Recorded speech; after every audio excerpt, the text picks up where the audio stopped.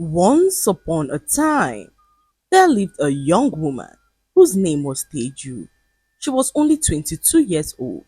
However, she was convinced that she had everything in life all figured out.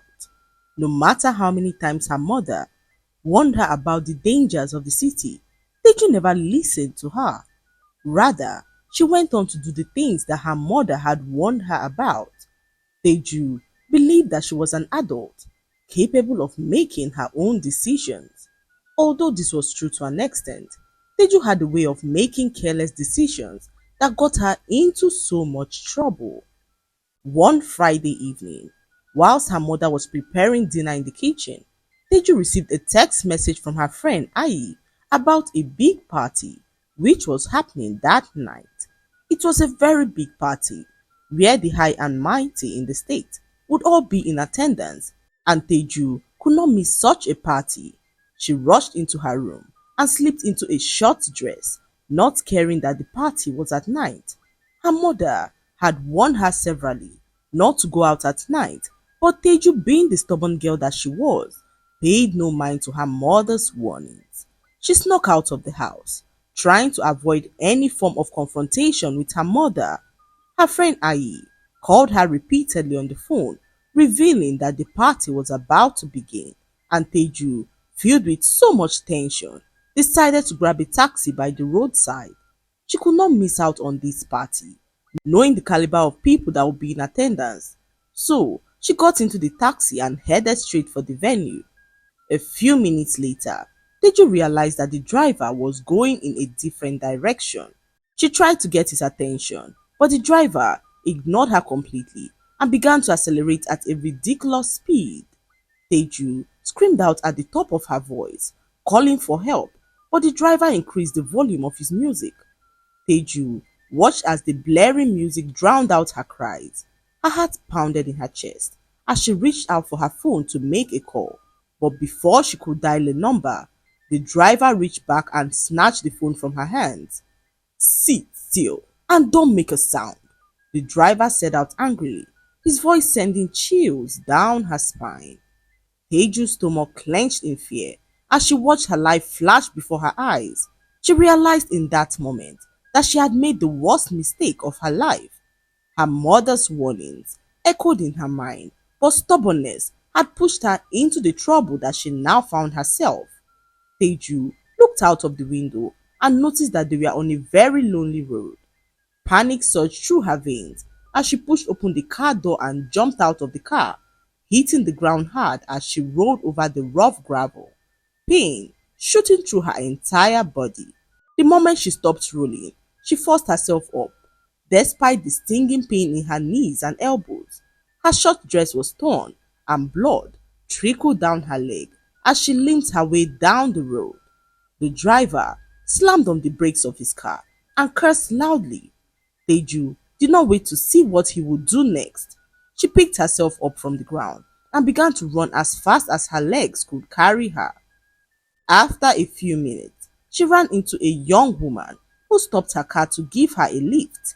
Her name was Damilola, the daughter of a very wealthy politician who was returning home from a meeting when she caught sight of Teju walking alone on the lonely road.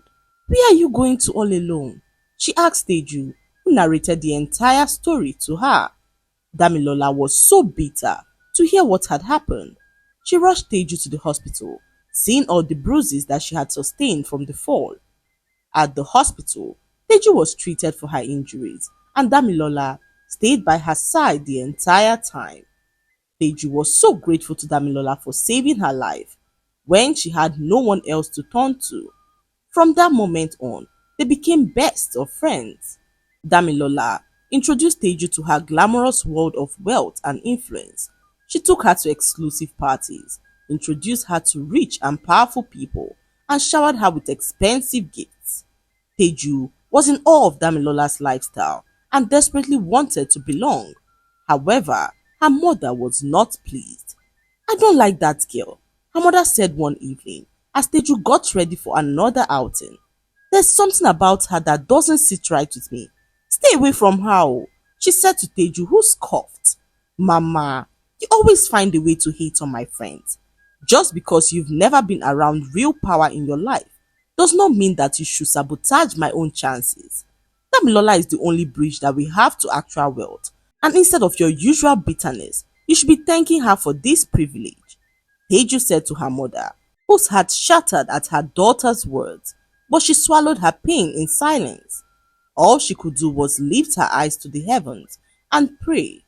Pray that Teju would not have to bleed before learning the truth. Days passed, and Damilola invited Teju to her house. It was a grand mansion, bigger than anything that Teju had ever seen in her life. Wow! Teju gasped, taking in the marble floors, the gold-trimmed furniture, and sparkling chandeliers. Your house is like a palace, she said to Damilola, who laughed and replied her, revealing that this was just one of their mansions. Teju could not believe her ears. She wanted this kind of life, a life filled with luxury and power, where she could afford whatever she so wanted. They arrived Damilola's room, and Teju could not hold back her shock.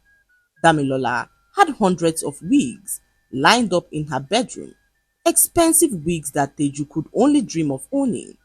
Damilola reached out for one of the wigs and presented it to Teju, whose eyes widened in disbelief as she held the wig in her hands. It was the most beautiful thing she had ever seen. Soft, silky, and luxurious. Damilola convinced her to try it on, and Teju slipped the wig onto her head excitedly. She looked at herself in the mirror and could not believe how beautiful she looked. Teju, in that moment, could not help but imagine how beautiful life would be in Damilola's shoes. She turned back to look at Damilola, who informed her that the wig was now hers. It's all yours, Teju, she said to Teju, who froze in shock, realizing how expensive the wig was. Teju had never received such an expensive gift before. She wanted to refuse it, but Damilola insisted that she keeps it. Hours later, Teju arrived home with the wig in her hand. Her mother, on sighting it, asked where she got the wig from, and Teju revealed that it was a gift from Damilola. Teju's mother was so furious to hear this. Her best friend Kemi tried to calm her down, but Teju's mother yelled angrily at Teju, demanding that the wig be returned. But Teju ignored her mother and walked into her room, shutting the door behind her. She could not understand why her mother hated Damilola so much, despite all the wonderful things that Damilola had done for her. That night, Teju went to bed with a smile on her face. She had never felt so important before. She carefully hung the wig in her room as she drifted off to sleep, thinking about the mansions and the life of luxury that she so desperately yearned. However, somewhere around 2 in the morning, Teju was awoken by a terrifying itch on her scalp. At first, she tried to ignore it, scratching lazily as she reached for her phone, but the itch became unbearable, like tiny needles, pricking her all over her head. She groaned aloud and sat up fully, scratching aggressively as she wondered what could be the cause of such a terrifying itch. Then she felt it, something squishy between her fingernails. Teju brought her hand down and looked. Lo and behold, maggots were stuck between her fingers, tiny white maggots, wriggling in and out of her scalp. Teju screamed out in terror. Her mother, who was already fast asleep, jumped out of bed and rushed to her room. What is it?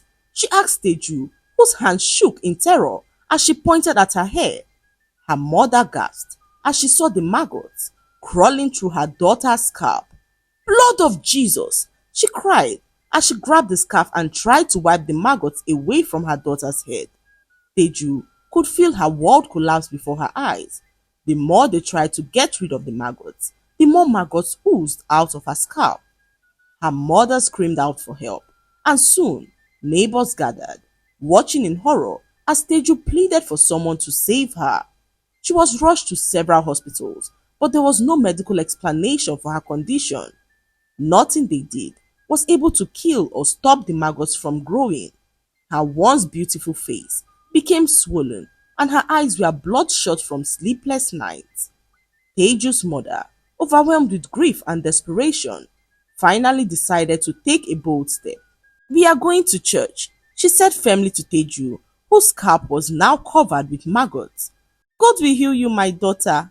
We need to go to him for healing. Teju snapped her head up, her face filled with intense anger. No, Mama, no church. All they want is offering and tithes. Prayers for healing that come with envelopes and seed sowing. If money is what they want, let them heal themselves first. Her mother gasped at her words, but Teju was not willing to listen. She had lost hope in churches. To her, none of them could help her. She wanted results, not long services and empty promises. Later that day, her mother's best friend Kemi came visiting.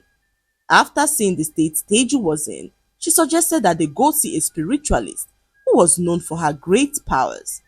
I've seen her do great things that doctors and pastors couldn't, Auntie Kemi said to Teju's mother, who was blatantly against the idea. We are not interested in visiting a spiritualist though, Teju's mother said to her best friend Kemi, when Teju interrupted her saying that she would go. Anything is better than this pain, Mama. If you won't take me, I'll go by myself, she said to her mother, who tried to convince her that such places often brought more harm than good. Teju, desperate for instant healing, insisted on going. She followed her mother's friend Auntie Kemi, who took her to Iya Aba, a powerful spiritualist who lived in the outskirts of town. Her hut was surrounded by herbs, skulls of animals, and strange drawings that sent shivers down Teju's spine. Yet, there was something strange about her presence. Iyaba studied Teju in silence. She then told her to sit before a large bowl of water. You have been touched by unclean hands, Iyaba said, revealing that the wig carried more than just hair. It carried evil spirits, sent to suck out your destiny to enrich another. Iyaba revealed to Teju that she was used for money rituals. Damilola was no ordinary friend. Her father used her to get young girls who they would use for rituals. Iyaba, after revealing this, handed Teju a calabash filled with crushed herbs and water, instructing her to wash her head in the water. When you are done, I will keep the water here in my sanctuary for 3 days. During that time, you must not speak a single word, not to me, not to your mother, not even in prayer. Teju looked at her confused. You mean I can't speak to anyone for 3 days? She asked Iyaba, who revealed to her that silence was the sacrifice. If your lips move, your healing will vanish, she said to Teju, who nodded in fear. She washed her hair in the bowl, wincing at the sting of the herbs on her wounded scalp. After the ritual, Iyaba whispered a blessing over the bowl and took it inside. Teju, still trembling in fear, walked out of the strange house with her auntie Kemi. As they approached the car, a little girl, no older than 8 years old, stood by the footpath leading outside of the spiritualist's house. She approached Teju, who was now lost in her own thoughts. Sister, the little girl said in a gentle voice, please, can I talk to you? Teju froze. Her heart pounded. Her lips parted slightly to respond, but she quickly remembered the stern warning Iyaba had given to her. Teju clenched her mouth shut and took a step back. The girl reached out again, pleading for just a word, and Teju took another step backwards, her eyes wide in fear. She looked at Auntie Kemi, who immediately stepped forward, shielding Teju with her arm. Go away, you demon, Auntie Kemi said to the little girl, who hugged Teju tightly and walked away. When Teju arrived home, she didn't speak to her mother or anyone else. She locked herself up in her room, crying bitterly as she felt the worms crawling in her hair. She did not speak, not even when her mother knocked on her door to pray for her. The silence felt like punishment and prison, but she endured it because she wanted to be free from the pain that had stolen her peace. That night, as Teju lay down to sleep, she had a dream that terrified her greatly. Teju saw a strange woman chasing after her with a knife. She woke up terrified, drenched in her own sweat. She sat on her bed panting heavily as her hands trembled. The image of the woman with the knife refused to leave her mind. Teju could feel her heart beat faster. She stood up from her bed and reached for her scarf to cover her scalp. As she reached into the pocket of her dress, Teju felt a soft paper. With shaking hands, she pulled it out. It was a small wrinkled note, neatly folded in her pocket. Teju stared at the note, her breath catching in her throat. She didn't remember placing anything in her pocket, so she opened it slowly and began to read. Damilola is innocent. The note read, "She never wanted to hurt you. Auntie Kemi, your mother's friend, is the one behind it all. She paid the taxi man to kidnap you on that fateful night. She also made the maggots come out of your head to make you believe that it was the wig. She even went further to pay a visit to Damilola to inform her that you were cursed so that she would stay away from you. Auntie Kemi is not a friend. She wants to ruin your life completely because of her jealousy. Please be careful." Teju could feel goosebumps on her body. She wondered who could have left the note in her pocket when suddenly her mind raced back to the little girl who tried to speak to her earlier. It all began to make sense.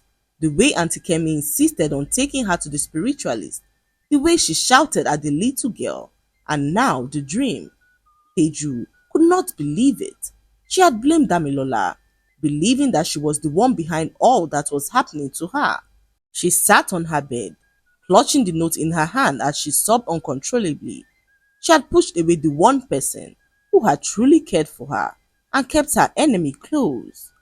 When morning came, Teju broke her silence. She told her mother about the note, and her mother broke down in tears, regretting all her actions towards Damilola.